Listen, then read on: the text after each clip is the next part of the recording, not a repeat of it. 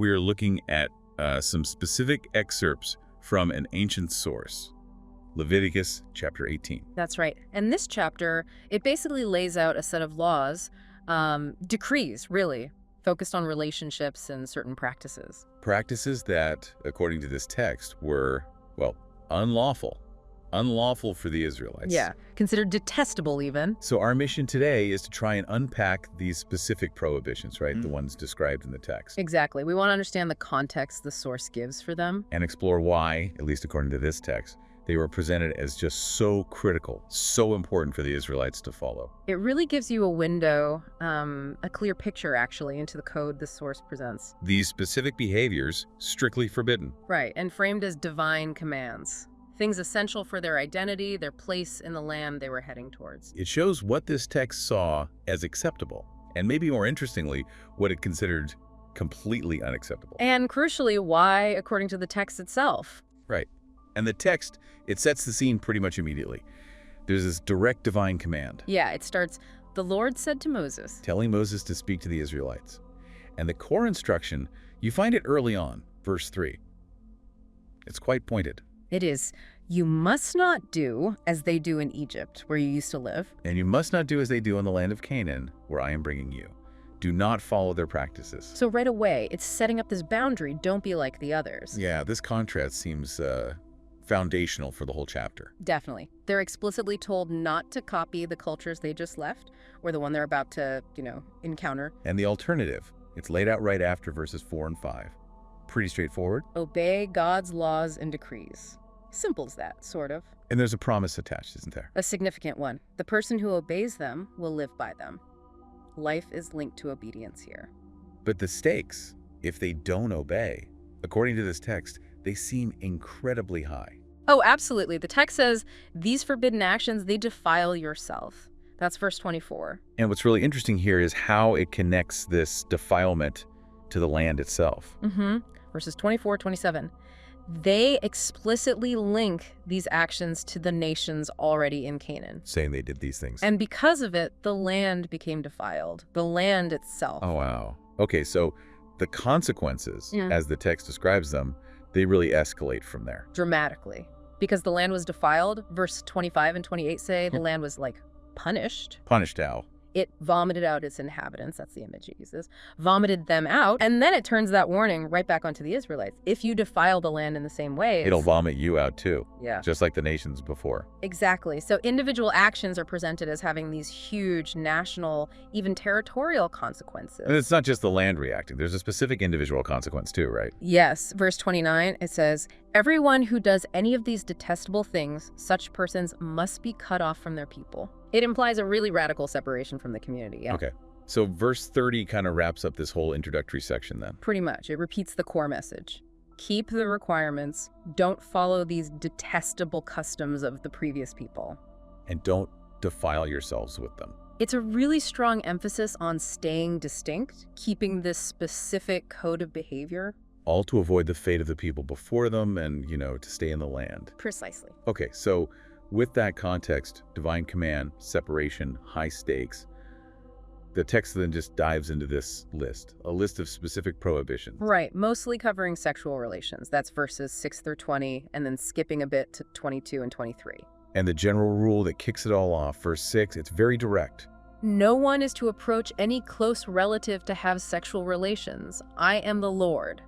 Clear starting point. And what's notable is how the text then spells out exactly who counts as a close relative. Yeah, it gets really specific, expanding beyond just the immediate family in ways that might seem a bit different to us today. It starts close in though. Parents, children. Verse 7 says, no relations with your mother. And it gives reasons. It dishonors your father and, she's your mother. Verse 8 then prohibits relations with your father's wife, your stepmother. Again, the reason given is dishonoring your father. Then it moves to siblings. Verse 9 covers your sister. Doesn't matter if she's your full sister or half-sister, born in the same home or somewhere else. And verse 11 specifically mentions the daughter of your father's wife, born to your father, calls her your sister too. So stepsisters, basically, if they share the same father. Grandchildren are in there too, verse 10. Right, your son's daughter or your daughter's daughter, a granddaughter. And the reason, it would dishonor you. And verse 17 circles back to granddaughters, but from the woman's side, her son's daughter or daughter's daughter are also off limits as relatives of the woman herself. It really maps out the family tree, doesn't it? It does. It extends to aunts and uncles, too. Verse 12, father's sister. Calls her your father's close relative. Verse 13, mother's sister. Your mother's close relative. Same logic. And verse 14, your father's brother's wife, your aunt by marriage. Right, and approaching her would dishonor your father's brother. There's a pattern of protecting the honor of the male relative. It even gets into in-law relationships. Verse 15. Daughter-in-law, your son's wife. Prohibited. And verse 16, your brother's wife. Again, the reason stated is dishonoring your brother. And then the text seems to get even more specific, dealing with, like, multiple relationships. Yeah, verse 17 bundles a few things together. Relations with a woman and her daughter. Or with a woman and her granddaughter, son's or daughter's daughter. And it labels these combinations specifically as wickedness. Strong word. There's also that rule in verse 18 about wives. Right. The rival wife one. Do not take your wife's sister as a rival wife while your wife is living. So it addresses a specific kind of polygamy, maybe, or situation. Okay, so that covers the bulk of the close relative rules, but then the list keeps going, right? Other sexual acts. Yes, beyond kinship.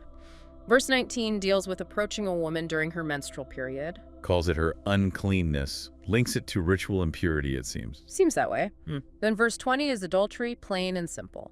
Do not have sexual relations with your neighbor's wife. And defile yourself with her. There's that word defile again. And then verses 22 and 23, these seem singled out with particularly strong language. They are. Verse 22 says, do not have sexual relations with a man as one does with a woman. That is detestable. And verse 23 prohibits sex with animals. Right, for both men and women. Right. Calls it defiling and a perversion. The language is very harsh for these acts. So a really detailed list covering kinship, timing, adultery, and these other specific acts. Very comprehensive list of sexual prohibitions. But chapter 18 isn't only about sex, is it? There's one other major prohibition tucked in there. Verse 21. That's right. Verse 21 is different, but presented with, like, equal severity. It's about child sacrifice. Do not give any of your children to be sacrificed to Molek. For you must not profane the name of your God. So this act is framed as profaning God's name itself. Wow. Putting it right there alongside all those other detestable practices. It shows how seriously this act was viewed within this context. Okay, so let's just quickly recap the stakes here, according to this text, if you do any of these things. The prohibited relationships, sex during menstruation, adultery, male-male relations, bestiality, or sacrificing children to Molek. it leads to defilement of yourself and, importantly, of the land. And the consequence, as the text hammers home, is potentially catastrophic. Being cut off from your people or the land itself vomiting you out. Just like it supposedly did to the people who lived there before. Right. From the perspective of this source, these weren't just, suggestions, they were hard boundaries. Seen as totally essential for the Israelites' identity, their holiness. Their relationship with God, and ultimately their ability to just stay in the land. Right, so wrapping up this deep dive into Leviticus 18. Yeah. We've seen this really clear, detailed list. Prohibited relationships, specific sexual acts, child sacrifice. All presented as detestable, actions that defile people and the land. And directly linked to the fate of the previous inhabitants. Wow. Understanding these ancient rules, and especially the reasons the text gives for them. Avoiding foreign practices, preventing defilement, maintaining this distinct holy identity. It really gives us insight, doesn't it? Yeah. Into the foundational moral code, the societal code. Yeah. Being presented to the Israelites in this source. It shows you very clearly what this text considered absolutely crucial for them to be set apart, non-negotiable stuff. It really does.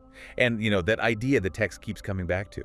It's quite something. The idea of the land. Yeah, that the physical land itself is somehow morally sensitive, that it gets defiled by human actions. And it reacts by vomiting out people. What is that concept, the earth itself responding to human behavior so physically, so viscerally, what does that reveal about the worldview in this ancient text? And just how incredibly serious these specific prohibitions were seen to be. A powerful image. Definitely leaves you with something to think about.